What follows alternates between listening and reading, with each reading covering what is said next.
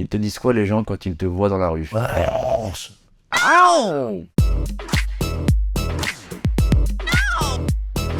Comment est né Ragnar le Breton? Ragnar le Breton, il est né chez un ami. Au tout début où j'avais créé mon Instagram, je cherchais un nom, j'avais Ragnar le Bresson, Ragnar le...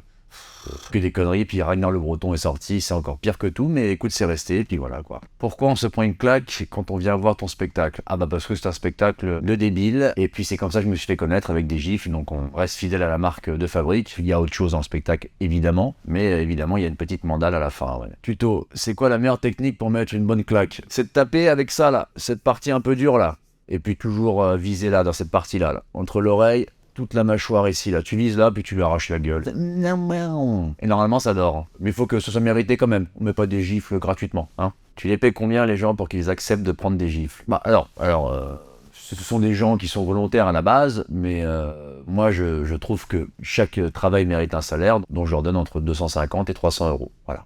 Moi, je pense que la question, elle est vite répondue. Ta bagnole. Alors, soit tu me suis. Bouge ta bagnole. Bouge-toi, en fait. Allez, bisous. Comment tu prépares au grand combat du MMA du 9 mars? Le plus sérieusement possible, je m'entraîne dès que je peux. Psychologiquement, j'essaie de me préparer, parce que ça va pas être une partie de domino. Je pense que le Camerounais qui m'attend et qui fait le grand écart veut m'arracher le visage, donc il va falloir être concentré puis y aller à la bagarre. Tu le sens comment, ce premier grand combat face à Daniel Lanty?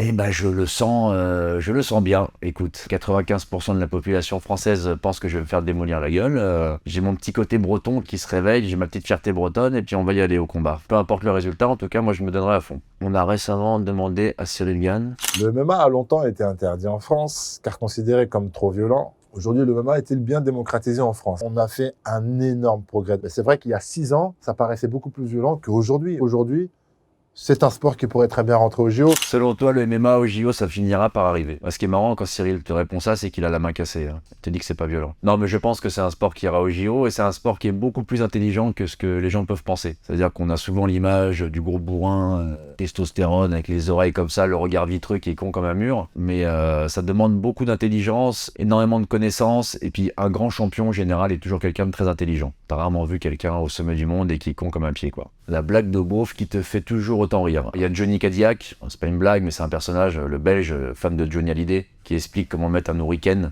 Le coup de poing le plus rapide du monde, c'est l'hurricane. Et tu le chopes là. Ça, cette vidéo, je peux la remettre 100 000 fois dans l'année, ça me fera toujours autant rire. C'était comment de jouer dans Astérix et Obélix, l'Empire du Milieu? C'était inattendu. Guillaume Canet m'a contacté sur Insta, on a échangé les numéros, puis il m'a appelé, puis il m'a dit est-ce que tu veux faire le prochain Astérix?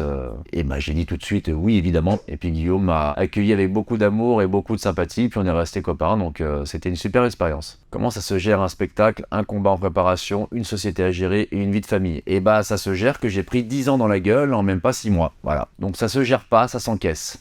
Voilà.